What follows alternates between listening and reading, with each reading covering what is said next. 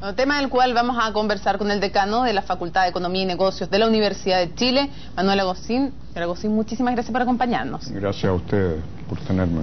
A ver, después de, ya no del protocolo, sino que después de las indicaciones, ¿esta reforma deja a nuestro sistema tributario mejor o peor que antes? ¿Más justo o menos justo? Bueno, indudablemente que más justo, porque los nuevos impuestos van a recaer sobre utilidades, y los que perciben utilidades son las personas de mayores ingresos. Entonces no cabe duda de que el sistema va a ser más justo luego de la reforma que antes de la reforma. Y respecto a eso, ¿cambió realmente de manera importante desde el protocolo hasta las indicaciones? Usted nota, porque hay quienes han dicho que en verdad las indicaciones no reflejan fielmente el espíritu del protocolo y otros sostienen todo lo contrario. ¿Qué dice usted? Mire, las indicaciones son absolutamente inevitables, porque el protocolo no es más que una serie de titulares. Entonces, al bajar los titulares a la realidad, es necesario tomar en cuenta la situación de múltiples empresas que pueden ser bastante distintas. Ahora, todavía esto está bajo discusión y uno esperaría que esto no se va a zanjar de manera inmediata, o sea que van a seguir las discusiones para llegar a un buen acuerdo. Ahora, señor Agosín, lo que está puesto como calendario es que estas indicaciones son ingresadas el sábado y el martes, o sea mañana, ya se debería empezar a votar en la comisión especializada del Senado. ¿Se puede efectivamente hacer una votación el martes informada con todos los antecedentes sobre la mesa después de estas más de 200 indicaciones? Bueno, yo pienso de que debería haber algún periodo mayor de discusión, porque hay muchas cosas que todavía no están totalmente claras y, como ustedes bien dijeron, las indicaciones pueden ser bastante importantes. ¿Es un nuevo proyecto de reforma tributaria a estas alturas o es sencillamente un proyecto con leves modificaciones con respecto a lo que ingresó el gobierno en primer lugar a la Cámara de Diputados? No, el proyecto que está saliendo del Senado es un proyecto bastante distinto. Tiene ahora alternativas al proyecto inicial, una alternativa importante. Hay dos sistemas de pagar el impuesto a las empresas. Un sistema integrado con una retención de ingresos esperados por las empresas, por los accionistas, y otro sistema desintegrado, parcialmente desintegrado, donde la tasa va a ser un poquito mayor, 2 puntos mayores, y además la empresa va a poder descontar al momento los accionistas van a poder descontar el 65% de lo pagado por la empresa en primera categoría. Es un sistema más complejo, usted mismo lo explicaba, que el que se pretendía con la reforma tributaria inicial, con el proyecto inicial del gobierno. ¿Esto es bueno? ¿Es fiscalizable? ¿Un sistema tan complejo es fácil? O sea, ¿va a ser posible de usar realmente o finalmente va a terminar haciendo que sea muy, muy difícil para el Servicio de Impuestos Internos fiscalizar que lo que se tributa sea lo que realmente corresponde? Bueno, hay dos opciones. Cualquier empresa puede optar por uno o por el otro. Ahora, esto no es difícil desde un punto de vista técnico. El Servicio de Impuestos Internos es bastante experto y tiene muchas capacidades. No creo que le introduzca esto una complejidad que no pueda ser manejada en forma satisfactoria por el servicio. Cuando usted mencionaba, perdón, antes que esto es algo que va a tener que seguir sufriendo cambios, ¿usted cree que esta reforma van a estar reformas a futuro? Bueno, sería muy bueno de que no fuese así. Sería muy bueno de que se pudiera zanjar todo ahora y que tengamos un sistema tributario para bastante tiempo al futuro, ¿no es cierto? Porque cambios sobre cambios empiezan a crear incertidumbre. La incertidumbre es mala para la inversión. Estamos hablando de impuestos a las utilidades de las empresas, que son fundamentales a la hora de determinar la rentabilidad de la inversión, y por lo tanto sería bueno que esto se zanjara ahora y que no tengamos otra reforma sobre las reformas. ¿Pero usted cree que eso va a ser así, que se va a zanjar ahora, o finalmente se va a terminar No sé si por qué razón, si porque es complejo, porque se está haciendo muy rápido el trabajo. ¿Usted Mire, cree que se van a requerir cambios a futuro? Sí, yo hago un llamado para que esto se zanje en forma rápida, con algo más de discusión, pero en forma rápida, y que no se prolongue el periodo en el cual vamos a estar con la incertidumbre de qué sistema vamos a tener. Ahora, eso es malo. Hay varias novedades que tiene las indicaciones ingresadas con respecto, no solo a la reforma original, sino también con respecto al protocolo. Por ejemplo, esto de la ventana de un año que se da para retirar la plata acumulada en el FUT, pagando menos impuestos que en un régimen normal. ¿Tiene sentido? ¿Le parece una buena medida? Mire, no lo he estudiado con mucho detalle. Yo creo que el FUT ha sido indebidamente demonizado. Desde luego que fue abusado por muchas empresas y hay bastante espacio para mejorarlo.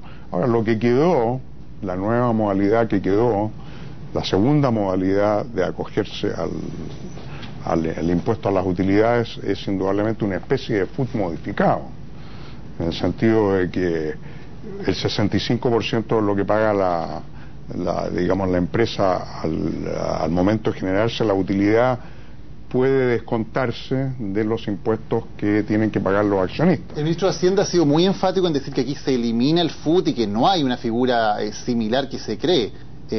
¿No es cierto eso? Bueno, yo creo que es una cuestión semántica. Considero que no es una distinción real. O sea, en términos de la mecánica con la que hoy funciona el FUT, ¿se mantiene? La mecánica de la segunda modalidad de pagar los impuestos a las utilidades se parece bastante al FUT. Si algo se parece al FUT, camina como el FUT, habla como el FUT, es el FUT. Ahora, es posible que... O sea, ha habido una modificación indudablemente, pero todavía se parece en algo, hay una opción de algo que se parece al FUT, que hace que las empresas tengan algún incentivo por retener utilidades e invertirlas. Ese es el motivo fundamental del FUT. Ahora, se produce una contradicción porque, probablemente porque no era la idea original del gobierno, pero le cuesta mucho al gobierno reconocer esto que hizo usted. Bueno, sí, yo creo que en eso ha habido algo de empecinamiento. Yo no quiero criticar al gobierno, yo considero que es necesaria una reforma, que la reforma va bien encaminada, que las dos modalidades son modalidades apropiadas, y lo que sí me gustaría ver es que este tema se zanje lo antes posible. Pero cuando habla de empecinamiento, ¿a qué se refería y a qué atribuye ese empecinamiento? Bueno, el tema de eliminar el FUT es una especie de eslogan. Es un eslogan y, como digo, hay hay una demonización del FUT. ¿No es cierto? ¿Por qué? Porque hubo abusos. Indudablemente que muchas empresas abusaron del FUT. ¿No es cierto? Ahora, eso no significa que no se podría haber arreglado. Ahora, esto se zanjó. O sea, mi impresión es que vamos a tener dos sistemas, algunas indicaciones, algunos cambios, pero lo que salió del protocolo, ¿no es cierto?, va a ser más o menos lo que vamos a tener.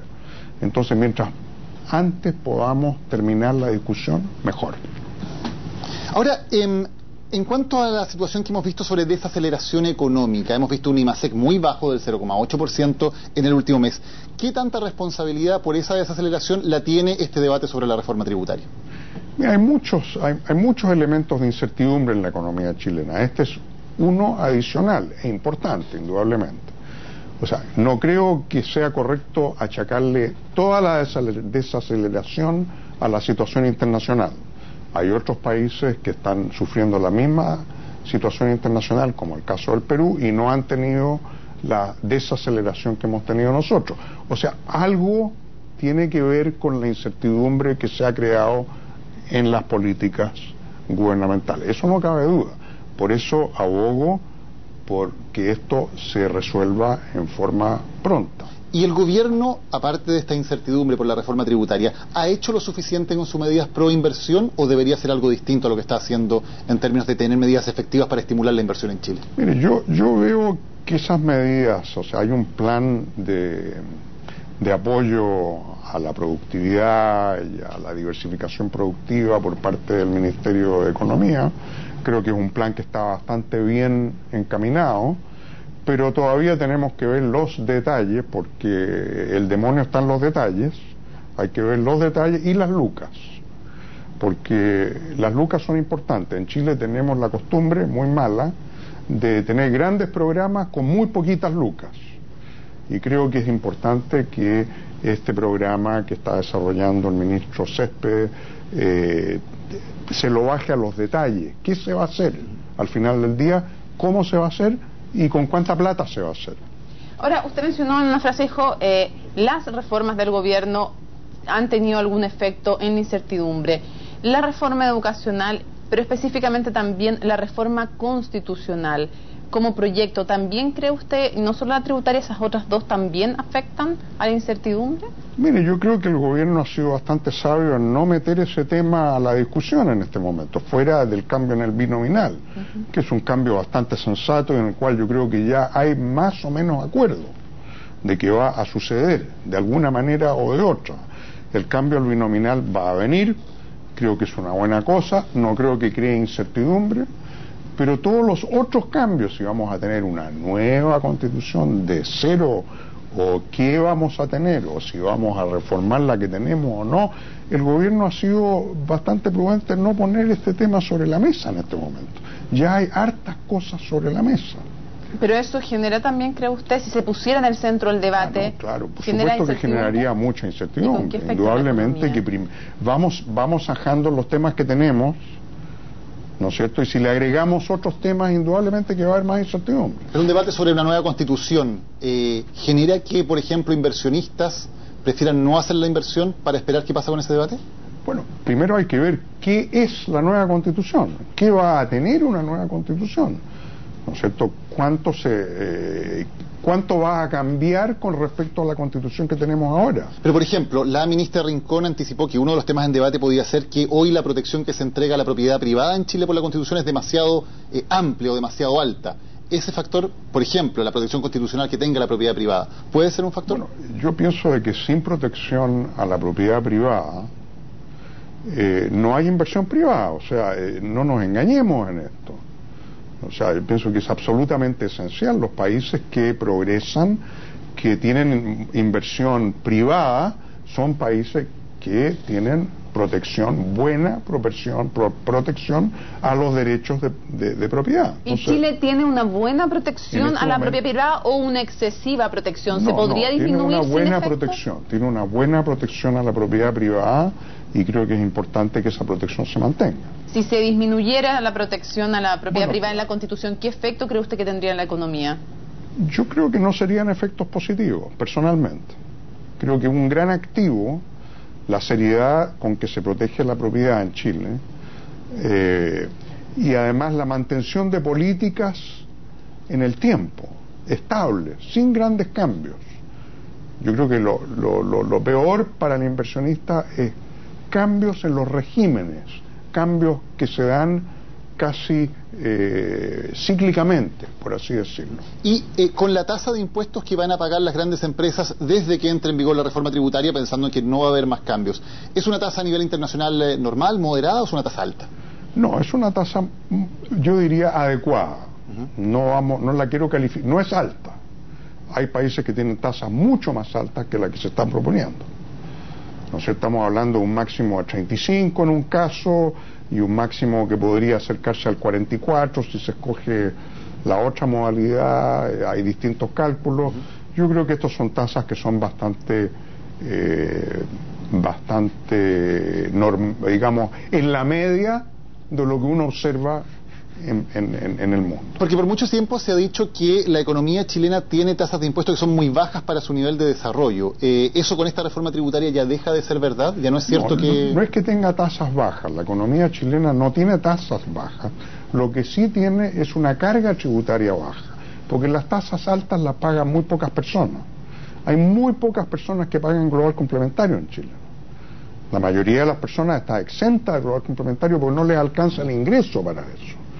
Entonces, lo que tenemos que hacer es buscar modalidades para aumentar la carga tributaria. Y lo que está haciendo el gobierno actualmente es justamente eso, y lo está buscando en aquel lugar donde lo puede encontrar, que son las utilidades. Para ir cerrando, ¿Cree usted que como queda finalmente la reforma tributaria, es capaz de recaudar ya no solo 8.200, sino que 8.300 millones, como dijo el ministro de Hacienda, y con esa recaudación, finalmente ya despejado el tema de la incertidumbre, en los efectos concretos, ¿se va a afectar o no el empleo y la inversión? Miren, en el corto plazo, o sea, primero, para su primera pregunta, yo creo que el ministro tiene muy buenos asesores, y si le dijeron que eran 8.300, no debe estar muy lejos de 8.300. O sea, tengo incluso exalumnos y colegas que están participando en el gobierno. Estoy seguro que las estimaciones son buenas. Con respecto a su segunda pregunta, si esto va a tener algún efecto ralentizador, de desaceleración sobre la actividad económica, en un primer momento probablemente que sí, pero en el largo plazo no creo que vamos a sentir que esto tenga un efecto muy adverso sobre la actividad económica. Manuel Agostín, muchísimas gracias por habernos acompañado en CNN Chile. Gracias a ustedes. Pues, muy buenas noches.